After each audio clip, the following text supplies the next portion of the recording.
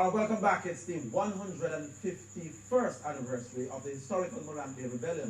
In studios to speak on this year's activities to celebrate all that, or to commemorate all that, is Mr. Claude Sinclair, the chief organizer at the Paul Bogle Foundation, and Mr. Constantine Bogle, who is Paul Bogle's great-grandson. The two gentlemen are here with us this morning. Gentlemen, how are you doing? Thank you very much for having us. Great.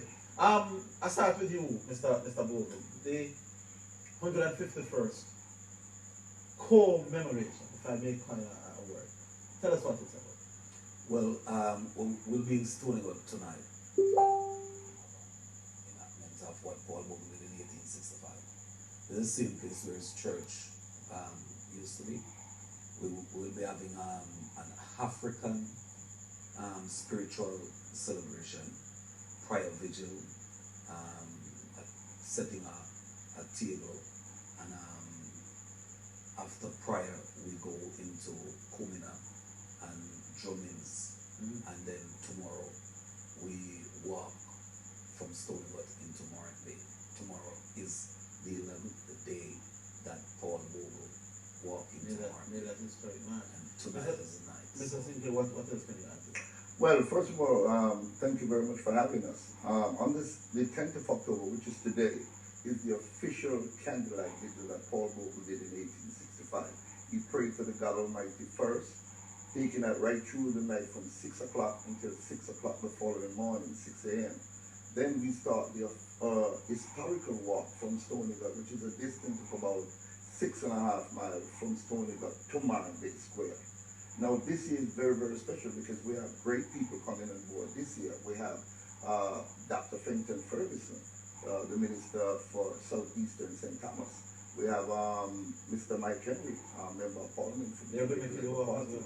Now you'll be speaking right in the square after the walk. Okay. Yeah, after the walk. So we have Dr. Fenton Ferguson, we have Mr. Mike Henry, Member of Parliament for the Jamaica Labour Party. We also have Dickie Crawford, analyst, of course, will be there. And of course, Constantine Bogle will be the person giving the keynote speak for the evening. We have artists like Paul Elliott, Bushman, we have Junior Sinclair, we have Bunga Ehrman, we have Unorthodox, we have Ever Burning Torch, and quite a few numbers that the schools of St. Thomas will be participating in. What's the significance of keeping Paul Bogle's memory alive in this particular way? Well, it's very important for Jamaica, and for black people throughout the world to know important role that Paul Bogle played in history. Paul Bogle and the people of Stonywood and St. Thomas was able to change the laws of the universe and to create a better life for black people. It is called the New Jamaica Take Shape. The new hospital, land ownership, you name it, people were able to migrate as a result of this. The Queen had to change the laws in all the colonies throughout the world. I mean, this is a legacy that we must ensure. Can't allow to die. No, we can't allow to die. That walk from Stonywood to Morant Bay, what time of the day or night did Paul Bogle do? Well, it starts at about 7:30 in the morning of the 11th of October.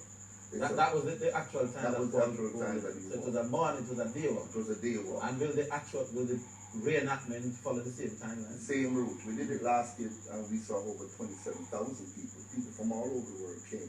Yeah. And this year we're expecting more because we're doing it in collaboration with Class, FM, ESP, and Radio 89. Yeah. I think it's a beautiful thing because we're kind of short on sponsors, and that's why we have to big up like C-SPAN, Megamart, Food for the Poor, Ready City Sports Bar and Lounge, and JP Tropical Fruits. These people came on board to assist us because we have a lot of students that will be participating this year, over 400 students. Big up KLS, I'm taking that plug from the radio station for being a part of that. We know that historic war never ended particularly well. It was a rebellion, Paul Bogle was later hanged and all that kind of thing. How important it is for us to capture not only the war, not only how great Paul Bogle was, but the atrocity that took place from the government of the day then, and to ensure that kind of thing never happened again. Well, we don't have any reason for that to happen again. It's a different time we're living in. Right. Back in 1865, well, it had to take place because the people were held hostage. I mean, the people did not have any access to land. The only means of surviving was through having access to land. They wrote to the Queen denied them access to land. So it's as if you're held hostage. There's no way to survive because you don't own no land, you don't have access, you can't do no farming, you can't do nothing. You know, so on top of that, the people were being tried for thief and the flagging. You know, even if you go back into the investigation report of 1865, signed by H.K. Starks on behalf of Queen Victoria, he speak about the flagging that was barbaric, that it was our his words. He speak about the burning down of the 1,000 houses that was wanted and cold. He speak about the deaths that took place over there, and we are saying that you can't have a situation where thousands of people give them life, them real life, blood sacrifice take place in a place where you have about 25,000 people live and a quarter of the population died to give blood sacrifice to save this nation, and something like that is not recognized. You are a direct descendant of Bogle by blood itself. I'm sure the family stories would have come down. What kind of a personality was he? Because different history records it differently. Either he was a peaceful preacher man, or as we saw that brother that he could be a serious man who was prepared to die for his beliefs. But what have you heard about your great grandfather? Well, even if you look in the same history book that they try to twist the story, and you would have noticed that you're looking at a man that owned over 500 acres of land. You're looking at the richest black man that exists in Jamaica in 1865. You're looking at a black man that owned a bakery. You're looking at a big farmer who owned cows, donkey, ass, mule. So why they try to tell us, paint a picture of Paul Bogle a certain way? We can, the information is right there. So you can read it and know that this man is a man of God. But at the same time, he understand that he did have to give him life for him people. Because there was, in a rich man, but at the same time, he was not willing to sit down and see his people around him just suffering. So he was okay. He was okay.